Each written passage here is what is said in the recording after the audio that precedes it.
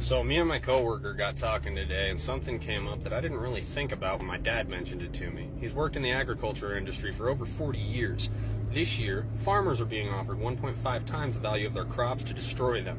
They're also being told by the federal government they will not receive subsidies for farming if they refuse to destroy their crops. What does that mean? That means that the farmer cannot afford to provide you with food based upon the taxes the government is levying on him if the government doesn't in turn give him back his tax money to provide you with food. Kind of a fucked up system, but that's how it works. And, well, they're not going to subsidize them if they don't destroy the crops. They'll pay them more than what it's worth, and they want them to destroy it, and they'll still get their subsidies. They're trying to create a food shortage. We've got 8 months to get our own food supply, or we're probably going to be facing mass starvation. Good luck.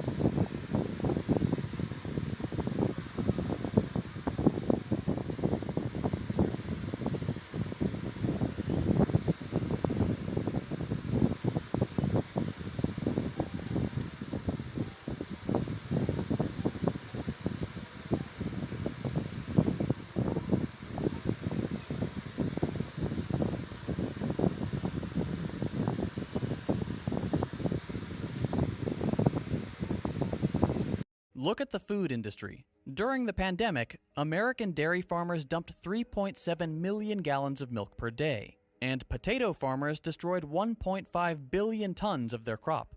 Why?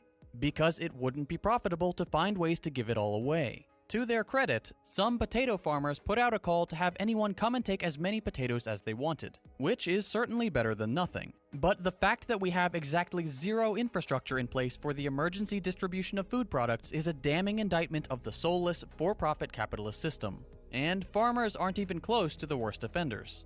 You've probably seen the video of the young Dunkin' Donuts worker who, instead of throwing away excess donuts according to company policy, bagged them up and donated them to the homeless and his local firefighters. For this act of kindness, which cost the company nothing, this person was fired. Let's do a little napkin math. It's not uncommon for a single Dunkin' Donuts store to throw away 5 dozen donuts or more per night. That's 60 donuts. As of June 1st, 2021, there are 9,291 Dunkin' Donuts locations in the US. If we figure 60 donuts per store per night, that's 557,460 donuts every night. 203 million donuts per year. 4 billion pounds of donuts just thrown away. Okay, but donuts are junk food. It's not like they're keeping healthy meals from people. Well, let's look at grocery stores. Grocery stores throw away over 43 billion pounds of food every year. And that's not just expired food. According to a recent study, a full 50% of the discarded food is still perfectly edible when it's thrown away. This is an unconscionable practice when over 23 million Americans are food insecure. To further hammer home the dystopian nature of our for-profit system, during the pandemic, we saw armed guards blocking people from retrieving food from dumpsters outside grocery stores. Think about that for a minute. People are desperate enough to dig food out of a dumpster during the worst pandemic in our lifetime, and those in power decide not to help distribute food, but to defend our corporate waste with the threat of violence. The US is not the only country at fault here. Other capitalist nations act similarly. We produce enough food to feed every human on Earth, with plenty to spare, but the inherent traits of capitalism disincentivize a common-sense allocation of resources in favor of maximizing profit. These tendencies, the tendencies to cut corners,